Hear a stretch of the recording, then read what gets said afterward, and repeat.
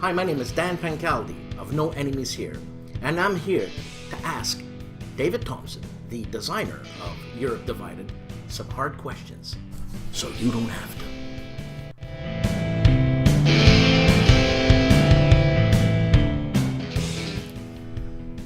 Okay, David Thompson, I want to know one thing before I ask you the hard questions. When you design a game, are you a nervous designer or are you a calm designer? Like, do you bite your nails? Am I a calm or nervous designer? Can you see my nails? I don't have any nails. I'm not a nervous designer, I'm a nervous everything. If you sit by me, I'm driving, and I can see my nails, I'm gonna chew it off. So I try to cut them so low that I can't possibly chew them. Super nervous about everything. David, you're a pretty prolific designer. I mean, you got another game on Kickstarter happening right now, a post-apocalyptic war game called For What Remains.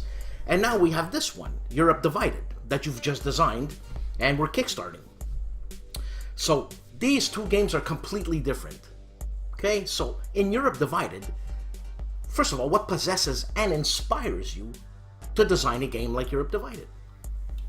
Yeah, so what inspired me to design it? I was about 11, 12 years old when the Cold War was ending. So, I saw it on the news.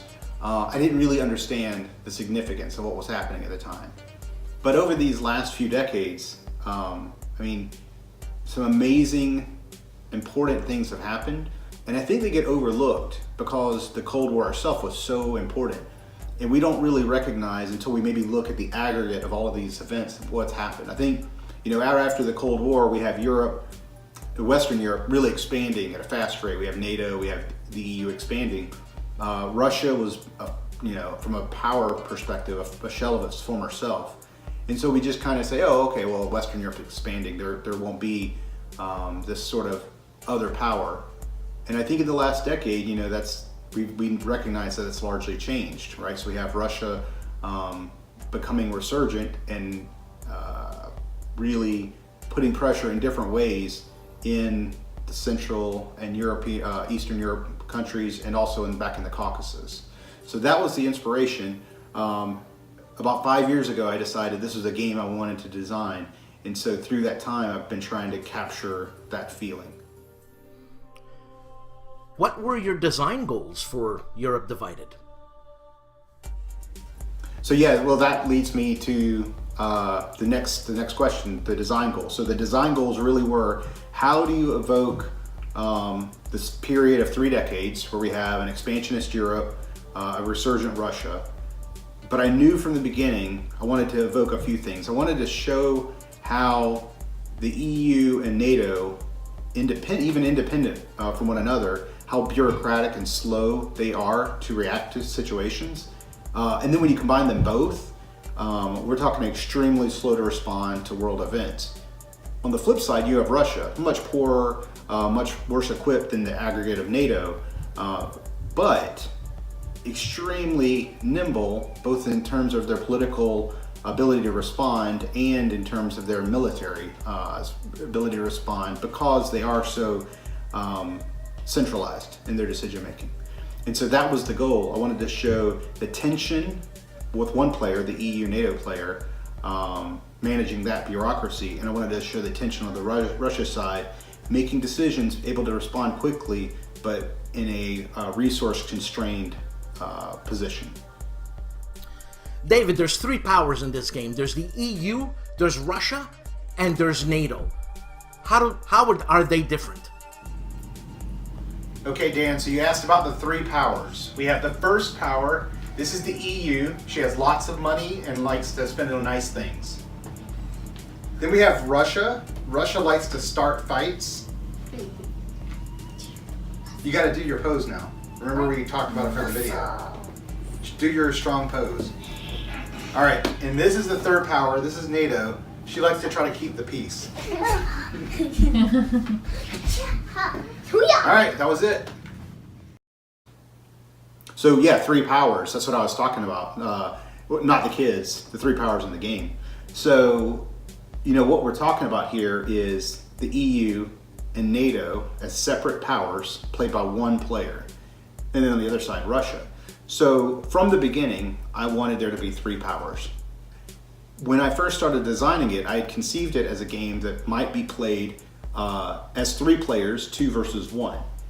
And I worked through some iterations of that, and no matter how you worked it, that cooperative 2-player side with the EU and NATO, it was, from a mechanical perspective, it created the tension I want, but it wasn't that inner struggle that I was really looking for. And it wasn't until I combined the two powers together, but gave it to one player and made them anguish over some of those decisions. And really, the longer you play the game, so as it goes into that second half, and you've exercised influence over parts of Central and Eastern Europe and the Caucasus as the EU and NATO, and you've seen, I've been splitting my influence across 2 different places, and I'm only able to actually manage one now, it becomes extremely challenging, and you start handicapping yourself because of the decisions you made.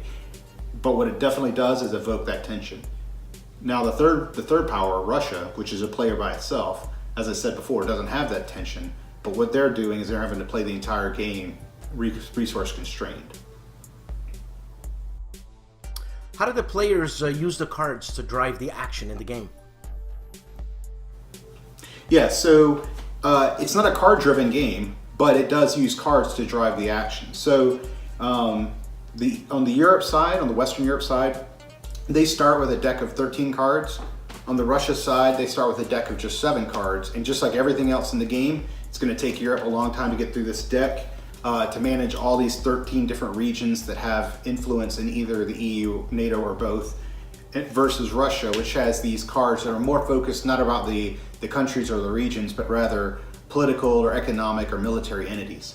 And so Europe is managing this bigger deck, and not only are they managing it, they have to manage 2 different sets of powers. So a card like the United Kingdom and Ireland, it has EU powers because of both the UK and Ireland being part of the EU. Also has NATO powers because of the United Kingdom being in NATO. You're going to have to manage your power, or your choice of actions across the card. Every turn you get 4 cards, you only get to use 2, and you're only using 1 action per card. So you're really constrained in your choices of what you're going to do. Even though each card has a lot of different options, you're only going to have 4 cards to choose from. So it's going to take you a while to get through this EU deck, or the Europe deck. You're going to be going through some great countries, powerful countries like the UK and Ireland, Germany, France, great, strong countries. Then you're going to get to Greece, and you're going to realize, Greece doesn't have a whole lot of powers. Or you're going to get to cards like Finland and Austria and Sweden. They don't have any NATO powers at all. So you get a hand with 3 EU countries in it, and you can't do any NATO actions. Now, Russia doesn't know that, but you're going to have to deal with that. Russia, on the flip side, every card only has to take these Russia actions. You don't have to manage that, but they're not nearly as powerful. Russia's most powerful cards can't match Germany or the UK or France. So you're going to be getting through that deck quickly. You're going to have weaker cards overall, but you're going to have a lot more flexibility. So those are the cards. Now, it's not just that though. As you expand and you exercise influence and gain dominance in some of these contested regions, you have to take on their cards. Well, guess what? Their cards are not as good as your starting cards. So when you expand and you say, I'm going to go into Georgia, I'm going to put EU influence into Georgia, great. Now you take this card and you add it to your deck. You start diluting your deck. So you have to spread influence across the region to win the game, but you really start impacting your deck when you do it. Okay, David Thompson, my last question, so you can not answer these questions and design another game for us, Firstly, how do you score points? How do the players score points? And how do you win the game?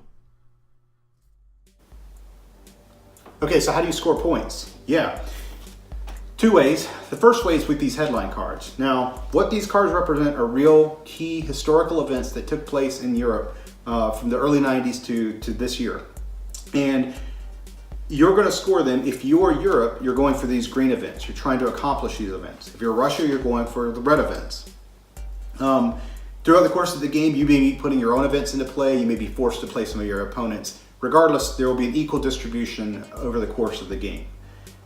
When you put an event into play, you're going to know you have that event to work towards for 4 turns. Now, if you place it yourself, you would have known it was coming ahead of time. You may have made some early preparations for it. But regardless, you'll at least have 4 turns.